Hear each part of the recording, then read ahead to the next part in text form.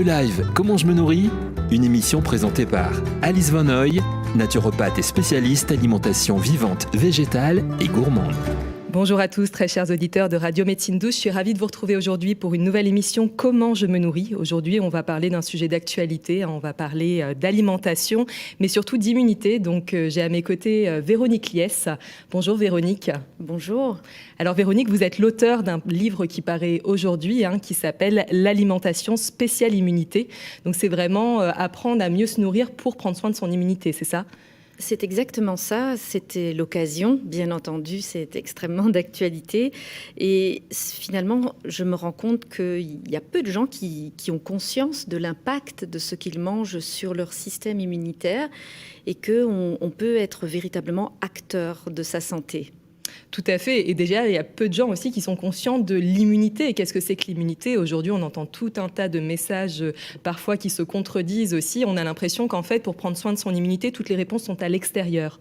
Et que ça va être par des artifices extérieurs qu'on va pouvoir se protéger des agressions extérieures, justement. Alors que, comme vous êtes en train de le dire, l'alimentation joue un rôle majeur dans la prise de soin de notre immunité. On est de véritables acteurs, quelque part, pour prendre soin de notre immunité. Tout à fait. Alors évidemment, les gestes barrières, comme on les appelle, ont un sens puisqu'ils vont limiter l'entrée de l'agresseur. Mais il faut en effet arrêter de penser que c'est la seule chose qu'on puisse faire. Et on peut aussi arrêter l'agresseur à l'intérieur, et notamment en renforçant nos barrières naturelles, puisque toutes les barrières comme la peau, on en reparlera certainement, mais surtout le microbiote, la muqueuse intestinale, font partie de ce système immunitaire qui est véritablement là pour nous défendre. Tout à fait. Alors Véronique, vous êtes diététicienne, vous êtes nutritionniste et micronutritionniste, vous coachez aussi en entreprise, vous formez les gens aussi pour améliorer leur alimentation, etc. Et donc, qu'est-ce qui vous a amené à écrire ce livre ? Est-ce que c'est vraiment la situation que l'on vit actuellement ou ça a été toujours un sujet qui vous a passionné, l'immunité ? En tant que professionnel de la santé, c'est évident que l'immunité joue un rôle central. C'est un système aussi très très complexe. Et avec Alix, qui m'a contactée, on s'est dit que c'était en effet le bon moment. Donc c'est un petit peu les deux. C'est un sujet très intéressant et important. Et c'était le moment parfait pour parler de ça. Oui, vous venez de nommer Alix, donc ce livre, L'alimentation spéciale immunité aux éditions Le Duc, vous l'avez coécrit avec Alix Lefief-Delcourt, c'est ça ? Tout à fait. Qui n'est pas là aujourd'hui présente sur le plateau, mais qui en tout cas, c'est vraiment un projet à quatre mains que vous avez coécrit. Exactement. Alors pour éclairer un petit peu les auditeurs qui n'ont pas encore vraiment conscience de cette notion d'immunité, comment on peut définir l'immunité ? Alors, on peut déjà commencer par dire que c'est un système très complexe qui va se jouer sur deux niveaux et qui nous permet de nous défendre par rapport à d'éventuels agresseurs. Donc, l'immunité permet de reconnaître tout ce qui nous appartient, le soi, et donc de ne pas réagir et de tolérer, et de faire la différence avec ce qui ne nous appartient pas. Et dans ce qui ne nous appartient pas, c'est le non-soi, eh bien, il est capable de faire la différence entre ce qui est potentiellement dangereux ou pas. Il est évident que manger un aliment, ça ne fait pas partie du soi, et pourtant, a priori, notre système immunitaire est supposé le tolérer. Alors, quand ça ne fonctionne pas, on fait des allergies alimentaires, par exemple. Donc, c'est un système qui est très complexe et qui, donc, est formé de deux niveaux. Nous avons une immunité que l'on appelle innée, et donc qui est la même pour tout le monde et qui ne varie pas, qui ne reconnaît pas l'agresseur. Et dans cette immunité innée, je l'ai dit, nous avons toutes nos barrières, comme la muqueuse intestinale. Le microbiote joue un rôle essentiel dans l'immunité, la peau également. Et puis, dans cette immunité innée, nous avons toute une série de molécules, comme les macrophages, par exemple, qui vont être là pour détruire l'agresseur. Si l'agresseur n'est pas détruit, va intervenir alors un deuxième niveau qui est l'immunité acquise. Et là, celle-là, elle est très intelligente parce qu'elle a une mémoire et elle est capable de reconnaître l'agresseur qu'on lui a présenté une première fois. Et du coup, à chaque présentation de cet agresseur, elle va pouvoir réagir. Donc, c'est très, très complexe comme comme système. Oui, c'est très complexe, c'est passionnant et c'est vrai que c'est un univers, on pourrait en parler pendant des heures, parce qu'il y a tout un tas d'acteurs qui interviennent au sein de l'immunité. Et ces acteurs-là, c'est important aussi d'en prendre soin, de prendre soin de nos globules blancs, de prendre soin un petit peu de toutes ces gendarmes, quelque part, qui permettent de monter la garde à l'entrée de chaque élément extérieur dans notre organisme et de faire le choix aussi de se dire, ça, je le phagocyte ou pas, ça, je vais me mettre en phagocyté. Pour ceux qui ne savent pas, ça veut dire vraiment consommer, manger. Et donc, c'est important de prendre conscience de tout ça aussi pour vraiment se dire, waouh, j'ai tout un univers incroyable qui vit en moi, qui permet de me préserver aussi, de me protéger des agressions extérieures de manière permanente. Donc, vraiment, c'est important que je prenne soin de cette immunité. Alors, c'est vrai qu'en ce moment, on est dans un contexte tout particulier où l'accent est vraiment mis là-dessus. Il y a plein d'éléments qui nous permettent de prendre soin de notre immunité. Et là, on va vraiment s'axer sur l'alimentation.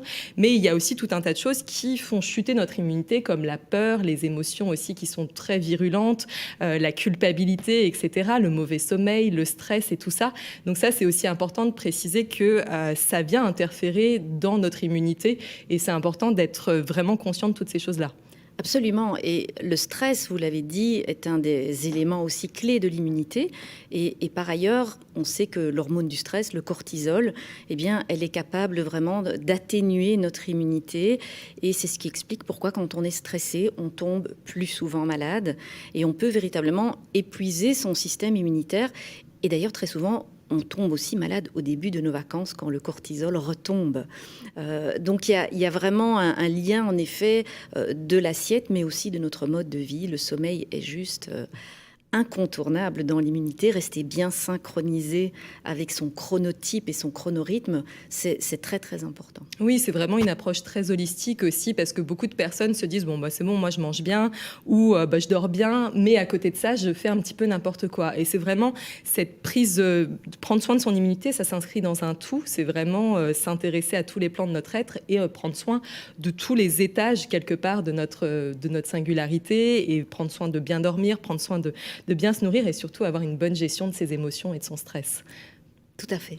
Alors, vu qu'on s'intéresse principalement à l'alimentation spéciale immunité, quels sont, selon vous, les principaux nutriments, les principaux aliments qu'il est intéressant d'incorporer quotidiennement dans notre assiette pour prendre soin de notre immunité ?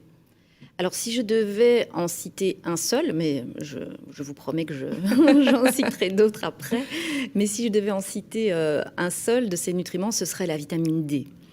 Et pourquoi elle ? Parce que la vitamine D, on en manque beaucoup. Donc c'est vrai que parler des nutriments dont on a une suffisance, ça a peut-être moins d'intérêt. Mais la vitamine D, c'est une vitamine qui fait l'objet de beaucoup de déficits dans la population, qui peut venir en partie de l'assiette, certes, mais qui, évidemment, on le sait, vient aussi par une exposition aux rayons du soleil. Et donc là, on est à l'approche de l'hiver, il fait maussade, on ne s'expose plus au soleil. Et donc on est en plein risque, évidemment, d'avoir une chute de notre vitamine D. Donc on va la trouver en partie dans le poisson, dans le jaune d'œuf, les produits laitiers pour ceux qui en consomment. Et puis surtout, cette exposition au soleil, comme elle n'est pas présente, on va devoir malheureusement se supplémenter. Et aujourd'hui, on comprend son mécanisme, ce qui n'était pas le cas avant, puisqu'avant on disait vitamine D, c'est bon pour les os. C'est vrai, mais c'est loin d'être le seul rôle qu'elle a. La vitamine D, elle est très anti-inflammatoire.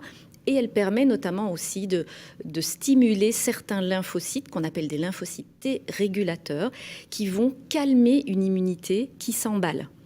Eh bien, une immunité qui s'emballe, ça fait des orages cytokiniques. On en a parlé quand on était en phase vraiment aiguë du Covid. Et donc, ces lymphocytes T régulateurs vont calmer cette immunité qui finalement fonctionne trop. Et donc, elle est vraiment essentielle. C'est vraiment la numéro 1, je dirais. Super. Et elle est suivie aussi de tout un tas d'autres nutriments essentiels, notamment la vitamine C, que je vais vous laisser présenter aussi.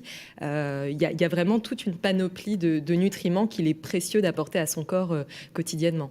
Tout à fait. On connaît aussi le rôle préventif de la vitamine C dans les petits rhumes, etc. Donc, on sait qu'elle est très efficace sur notre immunité. Et là aussi, on approche d'une période où on a peut-être moins envie de manger des crudités, moins envie de manger des fruits. Et donc, on risque plus de manquer de vitamine C, d'autant que cette vitamine C, elle est extrêmement fragile. Elle est fragile à la lumière, elle est fragile à la chaleur, elle est fragile à l'oxydation. Et donc, il faut bien la préserver. Et pour avoir des apports suffisants, eh bien, il faut éviter les aliments cuits et plutôt aller vers, voilà, on l'a dit, crudités, les fruits, les kiwis. Après, les légumes peuvent être mangés sous forme crue, des épinards crus. Tout ça est tout à fait excellent pour se recharger en vitamine C. Oui, vraiment prendre soin de mettre à chaque début de repas un peu de crudité, des légumes de saison ou des fruits de saison qu'on consomme sous forme de jus, de smoothie. Mais en tout cas, d'avoir cet apport en vitamine C, c'est très précieux. Et comme vous le disiez, elle est thermosensible, cette vitamine C. Donc, dès qu'on va chauffer finalement l'aliment, on va la détruire. Donc, c'est important de mettre l'accent aussi là-dessus et de se dire, si on mange que du cuit, il y a peu de chances qu'on ait un apport suffisant en vitamine C. Exactement. Elle est vraiment très fragile. Donc, c'est vraiment par les crudités qu'on va pouvoir en apporter. Et alors, quels sont ces autres nutriments qui sont indispensables ? Alors, dans cette période un petit peu compliquée, il faut penser aussi au zinc. Le zinc, c'est le minéral vraiment phare de l'immunité. Il y a énormément d'études qui sont sorties durant l'explosion du Covid et durant le confinement, qui ont vraiment bien montré tous ces mécanismes. Et notamment, il a la capacité de diminuer la réplication du virus. Donc, c'est évidemment essentiel, parce que ça veut dire que si vous êtes en contact avec le virus, eh bien, si vous pouvez le bloquer ou bloquer son développement plus rapidement, c'est très intéressant. Et le problème, c'est qu'on sait que l'âge est un facteur de risque, bien entendu, de complications liées au Covid et à l'immunité. De toute façon, on sait qu'elle s'affaiblit avec l'âge. Et le zinc, eh bien, on a observé qu'on l'absorbait moins, notamment après 50 ans. Donc, il y a aussi pas mal de personnes qui en manquent. Et c'est vrai qu'aussi, parfois, à partir d'un certain âge, on a tendance à manger, et parfois à juste titre, d'ailleurs, moins d'aliments d'origine animale. Et que le zinc, il est mieux absorbé quand on le prend avec des aliments d'origine animale. Donc, il est présent dans les végétaux. Mais voilà, il a un niveau d'absorption un petit peu moins important. Donc, ça veut dire que certainement pas, il faut se goinfrer d'aliments d'origine animale, parce que le but, c'est d'avoir un bon équilibre. Mais c'est qu'il faut avoir ce zinc à l'œil et éventuellement se supplémenter si on a vu dans une petite prise de sang qu'on était un petit peu limite. Alors, vous évoquiez quelque chose d'important. C'est vrai que l'immunité a tendance à baisser avec l'âge. On n'est pas tous égaux aussi face à l'immunité en fonction de notre hérédité, etc. Est-ce qu'on a été allaité ? Est-ce qu'on a été... Comment on a évolué finalement au fil du temps ? Comment on a traité notre corps aussi pendant toutes ces années ? Donc, on n'est pas tous égaux au niveau de l'immunité. Et il y a un point aussi qui est très important à souligner, c'est que là, on est en train de parler des grands nutriments phares de l'immunité, mais il y a l'absorption aussi qui est fondamentale. Si on a un microbiote, si on est en dysbiose, par exemple, qu'on a un intestin aussi qui est très inflammé, irrité ou qui est poreux même, forcément, on aura beau mettre tous les nutriments essentiels dans notre assiette, ça ne veut pas dire qu'on va les assimiler par la suite. Donc l'assimilation joue un rôle prépondérant. L'état de notre système digestif, finalement, est aussi à mettre au cœur des priorités, d'avoir vraiment un système digestif en bon état, une flore intestinale aussi qui est saine, équilibrée, où on n'est pas en dysbiose avec des bactéries pathogènes en excès. Donc ça, c'est important aussi de le préciser. C'est-à-dire que là, on donne les nutriments fondamentaux qui vont nous permettre de prendre soin de notre immunité. Mais avant ça, il y a aussi la santé intestinale qui prime d'abord, et savoir est-ce qu'on est en bon état pour assimiler tous ces nutriments essentiels.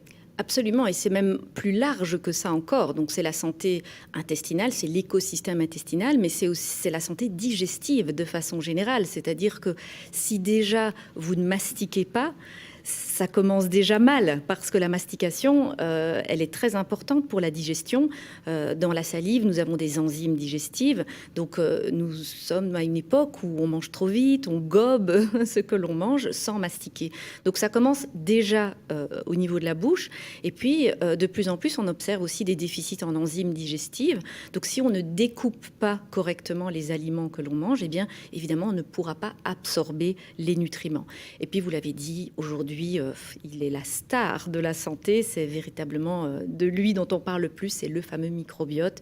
Et c'est vrai que ce microbiote, il est important à plus d'un titre parce que il va conditionner bien sûr ce que l'on absorbe, mais il est aussi à l'origine d'inflammation. Donc c'est vraiment un vrai problème sous plusieurs aspects. On sait que il y a des bactéries qui génèrent de l'inflammation, qui communiquent directement avec notre immunité. Et par ailleurs, on a 70 à 80% de nos cellules immunitaires qui sont directement au niveau digestif. Donc on voit bien que finalement le centre névralgique de notre immunité se trouve au niveau intestinal. Bien sûr, et d'où l'importance de mettre l'accent aussi sur le fait d'assainir son intestin, de vraiment avoir un focus particulier sur le fait de bien éliminer au quotidien, d'être vraiment dans une libération des toxines, des surcharges et de réensemencer si besoin par la suite avec des bactéries qui sont adaptées pour chaque biotope. En tout cas, ça c'est très important de le préciser parce qu'aujourd'hui, beaucoup de personnes ont les intestins dans un état qui est assez inflammé. Justement, on parle beaucoup de l'intestin aussi irritable, poreux, l'intestin qui en fait laisse tout passer, tout fuir. Et ça, c'est important de travailler aussi sur la régénération de la muqueuse intestinale. Tout à fait, et tout est lié, c'est pour ça qu'on parle d'écosystème intestinal.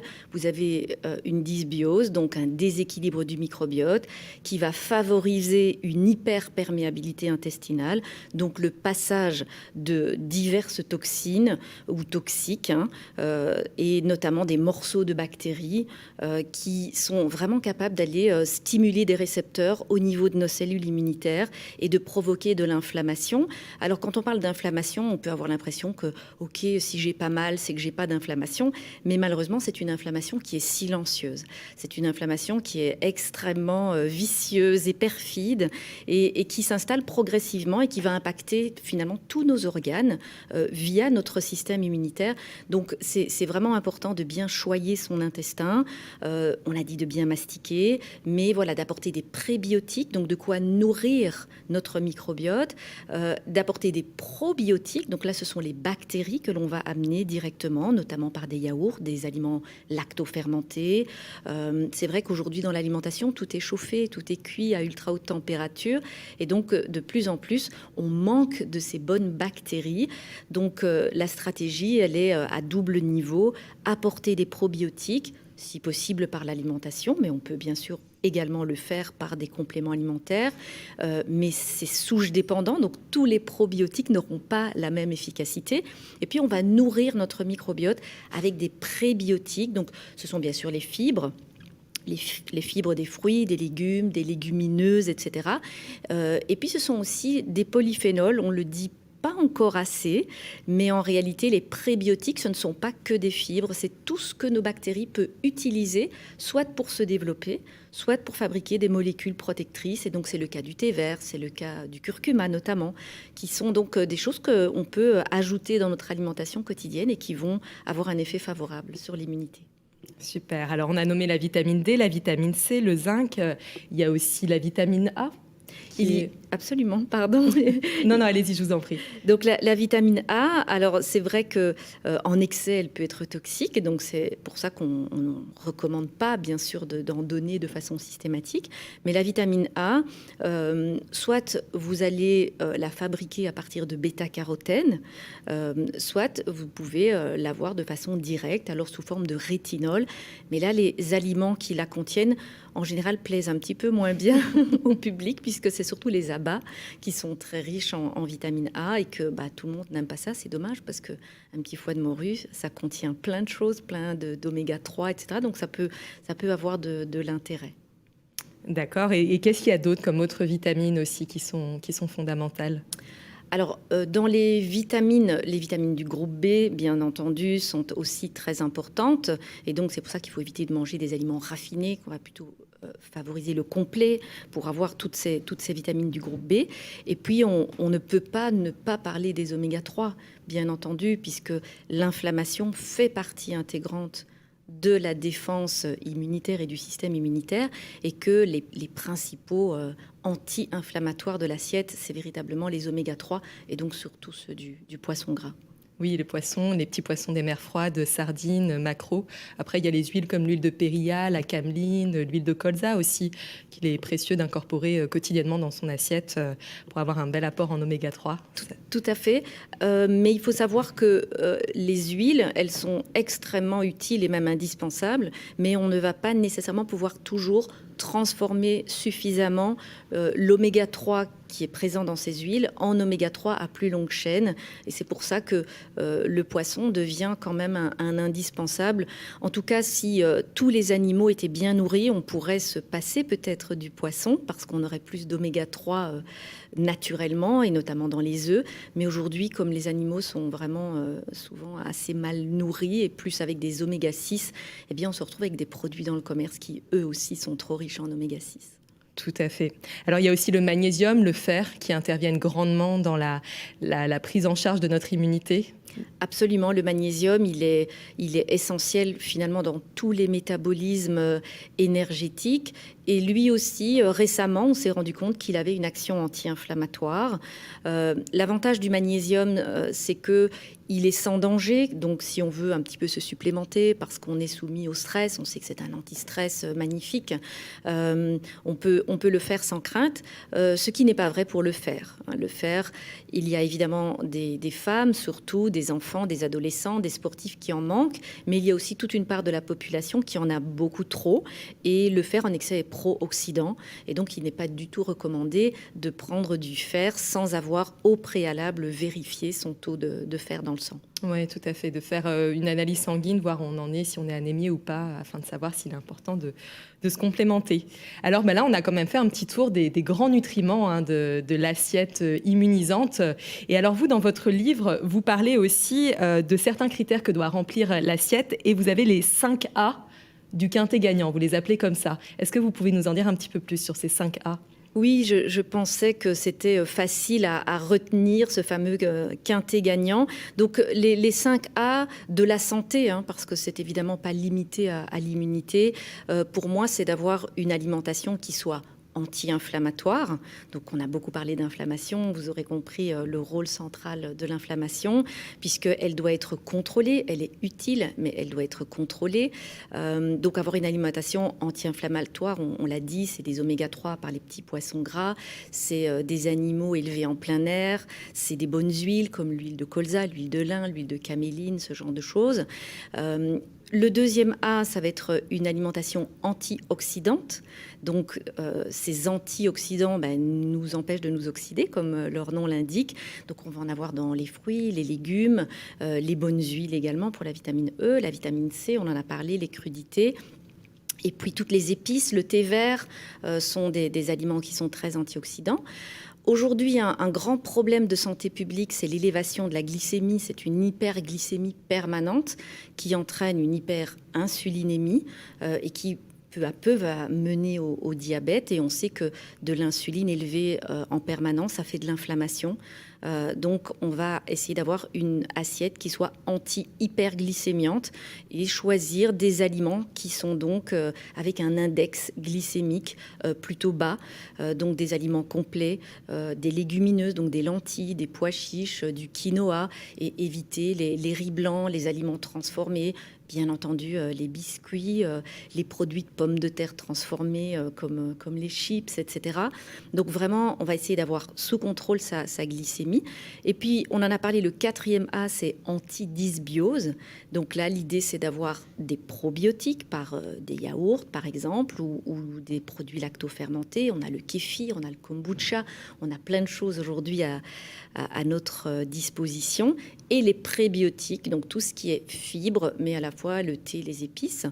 Et le dernier des 5 A, c'est antitoxique. Et malheureusement, aujourd'hui aussi, on est confronté aux pesticides, aux additifs, aux colorants, à tout ce qu'on se tartine sur la peau, tout ce qui est dans l'eau du robinet. Et donc, on est un peu envahi par toutes ces toxiques. Et tout ça perturbe beaucoup notre organisme et notamment notre microbiote. Oui, et ce qui est très compliqué pour la plupart des gens aujourd'hui, c'est que beaucoup n'arrivent pas à décoder les étiquettes, par exemple, des produits, etc. Et quand vous nommez l'alimentation anti-hyperglycémiante ou l'alimentation antitoxique, en fait, on se rend compte quand on déchiffre un petit peu les étiquettes des produits, bien qu'ils soient bio, parfois en magasin, on se rend compte qu'il va y avoir de la maltodextrine ou qu'il va y avoir tout un tas d'adjuvants qui vont finalement soit provoquer des pics de glycémie, soit venir encrasser notre organisme. Donc, quelque part, quand on lit parfois des étiquettes avec une liste d'ingrédients imprononçables qui est interminable aussi, ça peut aussi indiquer une certaine vigilance à avoir et de se dire mais qu'est-ce que je suis en train de donner à mon corps là ? Vraiment de sensibiliser les gens au fait d'être très précautionneux quant à la sélection des matières premières. Alors vous avez tout à fait raison. Le plus facile, c'est d'acheter des aliments non transformés. C'est d'acheter des légumes, c'est d'acheter des fruits, c'est d'acheter des produits qui n'ont pas du tout été transformés. Ça, c'est la base. Après, il faut bien reconnaître qu'on vit dans un monde où c'est pas toujours simple, on manque de temps, on travaille beaucoup, on court dans tous les sens. Et donc, si on fait appel à des aliments déjà un petit peu plus transformés, eh bien, en effet, la liste d'ingrédients est un des critères. Plus elle est longue, plus c'est mauvais signe. Et puis, il faut savoir que les ingrédients sont mis dans l'ordre d'importance. Donc, si votre produit commence par sucre, c'est déjà assez mal barré. Donc, tout ça, ce sont en effet des choses auxquelles il faut faire attention. Malheureusement, l'index glycémique n'est pas indiqué. C'est techniquement impossible puisque ça dépend de tellement de critères. C'est trop variable aussi d'une personne à l'autre. Donc, l'index glycémique n'est pas indiqué. C'est rare qu'il vous indique aussi, attention, il y a des toxiques dans cet aliment. Donc, en général, quand ils sont fiers de quelque chose, ils vous le disent, mais ce qui est entre eux, là, ils ne vous le disent pas. Donc, voilà, je dirais revenir à une alimentation moins transformée, vraiment de base. Et finalement, c'est un conseil élémentaire, mais qui remplit beaucoup de fonctions. Oui, tout à fait. Revenir vraiment à l'essentiel, aller au plus simple, éviter tout ce qui est déjà transformé, qui a été raffiné, pasteurisé, etc. Et aller vraiment faire ses courses au marché, sélectionner des produits les plus bruts possibles pour ensuite pouvoir en faire des belles choses de notre côté. Et vous avez aussi... Pardon. Non, tout à fait. Vous avez aussi nommé quelque chose de très important, il y a ce qu'on met sur notre peau. Parce que beaucoup de gens se disent, bon, moi je mets cette crème, elle est super, etc. Mais on absorbe près de 50% de ce qu'on met sur sa peau. Et aujourd'hui, peu de gens ont cette connaissance-là aussi et vont s'appliquer toutes sortes de crèmes où parfois il y a des ingrédients aussi qui sont absolument pas bénéfiques pour l'organisme. On dit on ne devrait pas mettre sur sa peau ce qu'on n'est pas capable d'ingérer. Et aujourd'hui, on voit des crèmes que les gens se tartinent sur la peau, sur le visage, sur le corps, en fait, qui sont gorgé de molécules toxiques finalement pour l'organisme. Oui, et si ça rentre dans le corps, fatalement, ça va être en contact avec nos cellules immunitaires. Et nous ne sommes pas faits pour avoir toutes ces toxiques. Et la difficulté, c'est que même pour des professionnels de santé, on ne s'y retrouve pas parce que ce sont des noms qui sont infiniment longs et qu'on ne connaît pas spécialement. Donc je pense que là, utiliser des applications, il y en a de plus en plus qui sont vraiment bien faites. Une petite photo et ça vous dit directement s'il y a des produits allergisants, des toxiques. Et je pense que c'est intéressant de s'interroger aujourd'hui sur ce qu'on met sur sa peau. Tout à fait. Et on le nommait au tout début aussi de cette interview, c'est que là, on a nommé les grands points, vraiment les fondamentaux en termes de nutriments, en termes de grand A, le quintet gagnante que vous venez de nommer. Et il y a aussi cette notion, comme on le disait, de bien dormir pour vraiment aussi bien éliminer, bien se régénérer, de savoir bien gérer son stress aussi, de s'entourer de belles choses, parce que finalement, on peut avoir la meilleure alimentation possible et faire très attention à ce qu'on met sur sa peau. Si on est dans un environnement qui est toxique, finalement, on ne va pas profiter pleinement de ce qu'on apporte à notre corps. Donc c'est vraiment une vision très globale, très holistique pour prendre soin de son immunité. C'est certes prendre soin de son assiette, mais prendre soin de tout le reste autour. Tout à fait, et c'est vrai que le livre s'appelle l'alimentation spéciale immunité parce que c'est évidemment ce dont on parle le plus. On décrit les 5A en long et en large, mais on ne pouvait pas faire l'impasse sur ce qu'il y a autour de l'assiette. Et en effet, les éléments principaux, c'est vraiment de gérer son stress et ses émotions. Si vous avez des pensées négatives permanentes, eh bien tout ça stimule de façon chronique le cortisol. cortisol et va vraiment impacter votre immunité. Si vous ne dormez pas suffisamment, on le sait, ça va avoir un impact sur votre appétit déjà, mais ça peut favoriser de la neuroinflammation, parce que l'inflammation, elle peut aussi être au niveau du cerveau. Et donc, on est perturbé, on est de mauvaise humeur. Et donc, c'est un peu un cercle vicieux, finalement, dans lequel on va rentrer, parce que si on ne se sent pas bien dans sa tête, on a moins envie de faire attention à soi, donc on mange moins bien. Et donc, il y a beaucoup de personnes qui sont un petit peu tombées dans ce cercle vicieux. Et donc, vous faites bien de le dire, c'est prendre soin de soi, c'est bien dormir, c'est être zen, détendu, patient, positif dans sa tête et faire un petit peu d'activité physique, mais pas trop. Oui, parce qu'en fait, c'est quelque chose aussi, tous les excès finalement sont un petit peu à fuir. Et c'est vrai que quand on fait du sport, on s'oxyde aussi. Donc c'est important d'avoir l'apport en antioxydants qui va venir combler cette oxydation qui aura eu lieu pendant le sport. Et ça, il y a beaucoup de sportifs qui finalement vont se dépenser. Et le mouvement, c'est la vie. On le répète très souvent, c'est très important d'être en mouvement, de se dépenser, d'activer nos émonctoires pour sortir les toxines.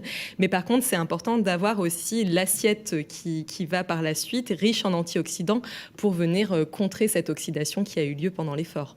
Absolument. Donc, le fait de brûler des calories, ça nous fait fabriquer des espèces réactives de l'oxygène, qu'on appelle des radicaux libres aussi. Et donc, on a besoin de ces antioxydants. L'activité physique, c'est essentiel, mais quand elle est poussée à l'extrême, eh bien, on sait qu'elle a tendance à diminuer, à ralentir, à affaiblir l'immunité. Alors, c'est certes temporaire, mais si vous avez fait vraiment un effort extrêmement intense, si vous faites du sport d'endurance, ce genre de choses, on sait que vous êtes plus fragile après. Donc, il faut bouger. Et puis, il faut faire la différence entre la sédentarité et le sport. Le sport, c'est extrêmement important, mais être assis toute la journée est également un vrai problème de santé et il faut bien différencier les deux. On peut être sédentaire et sportif, c'est-à-dire qu'on peut être assis toute la journée et faire tous les jours 1 heure de sport. Eh bien, cette position assise, elle va aussi malheureusement avoir un effet et elle va augmenter le risque notamment cardiovasculaire. Donc, c'est important de faire la différence. Oui, on dit même qu'aujourd'hui, la sédentarité est un des plus gros stress qui existent. Le corps vit vraiment l'absence de mouvement comme un stress très important à gérer. On est des êtres de mouvement, on a besoin de bouger au quotidien et c'est en bougeant finalement que tout le corps peut fonctionner aussi correctement et qui peut faire aussi son travail d'éboueur, d'évacuer toutes les toxines, etc. Alors que quand on est en non-mouvement, il y a des stases qui peuvent se produire et on n'évacue pas aussi de manière optimale tous les déchets. Absolument, et puis ça fait des calcifications et donc il y a vraiment beaucoup de conséquences à cette sédentarité. Alors, l'alimentation spéciale immunité qui sort aujourd'hui le 13 octobre 2020. Dans ce livre, on peut retrouver donc tout un tas d'informations sur le système immunitaire. Qu'est-ce que c'est exactement ? On l'a abordé brièvement, on n'est pas rentré trop dans les détails, mais en tout cas, là, il y a tout un tas d'informations bien précises sur le fonctionnement de notre système immunitaire. Donc, ça permet de faire des bons rappels pour ceux qui connaissent et qui ont envie d'approfondir ou pour ceux qui n'ont aucune notion d'immunité. Il y a aussi des grands principes sur l'alimentation spéciale immunité. Et puis, il y a aussi des recettes dans ce livre. Il y a à peu près 70 recettes, c'est ça ? Exactement. Il nous semblait important d'aider un petit peu à mettre en pratique tout ça. Et donc, il y a 70 recettes qui remplissent les 5 critères anti-inflammatoires, antioxydants, antidysbiose, antitoxiques et anti-hyperglycémiants. Et comme ça, il n'y a plus qu'à. Bon, on vous invite grandement alors à vous procurer cet ouvrage et à tester ces belles recettes et surtout à vous instruire en profondeur sur l'alimentation spéciale immunité, comment prendre soin de vous au quotidien. Et vous, Véronique, donc vous êtes basée à Monaco, c'est ça ? Tout à fait, j'ai cette chance. C'est super. Et est-ce que vous consultez ? Quel est le cœur de votre activité finalement en ce moment ? Alors, je consulte au Thermes Marins à Monaco et en dehors de ça, donc je m'occupe de sportifs de haut niveau, d'une équipe de football en première division. J'enseigne à l'Université de Grenoble la nutrition à des professionnels de santé. Et puis, je donne des conférences, des formations dans les entreprises pour justement accompagner les personnes à être plus performants, à être en meilleure santé, à être mieux dans leur tête, à avoir plus d'énergie. Et donc, ça, c'est vraiment mon activité. Et puis, quand j'ai un petit peu de temps, j'écris des livres. Super. Alors, on peut retrouver toute votre actualité sur votre site internet, j'imagine, www.véronique-lies-nutrition.com. Et vous avez aussi une chaîne YouTube où on peut retrouver des vidéos où vous parlez de tout un tas de thématiques passionnantes. Tout à fait, c'est la chaîne L'Essentiel, Health de l'anglais santé. D'accord. Super. En tout cas, un grand merci Véronique pour ce beau moment. Et donc voilà, l'alimentation spéciale immunité, un livre qui sort aujourd'hui aux éditions Le Duc. On vous invite grandement à vous procurer ce bel ouvrage. Et puis on vous dit à tout bientôt pour de nouveaux podcasts. Merci encore Véronique pour ce moment. Avec plaisir. Merci beaucoup à vous. Merci, à tout bientôt. E-Live, comment je me nourris ? Une émission présentée par Alice Van Hoy, naturopathe et spécialiste alimentation vivante, végétale et gourmande.